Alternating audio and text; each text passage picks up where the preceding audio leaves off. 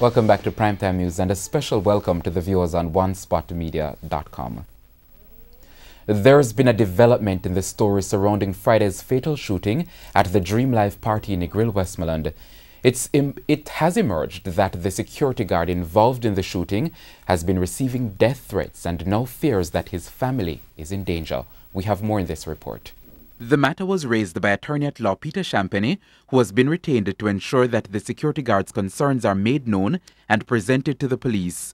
37-year-old businessman Jean Matthew of a St. Andrew address was shot during a reported altercation with the security guard. It's understood that Mr. Matthew, a licensed firearm holder, tried to take a female who did not have a VIP armband into the VIP section of the party. A confrontation followed after he was reportedly denied by the security guard. It's further reported that Mr. Matthew pulled a weapon and pointed it at the security, after which the security allegedly shot him. However, according to Mr. Champagny, his instructions indicate that the security guard was acting in defense of himself and others.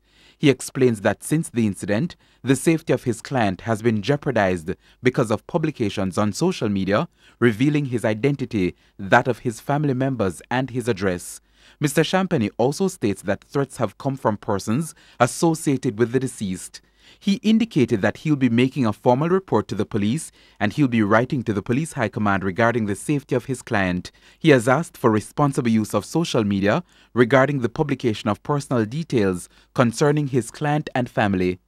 The Firearm Licensing Authority FLA confirmed that the security guard involved in the incident is expected to go to the agency to give a statement.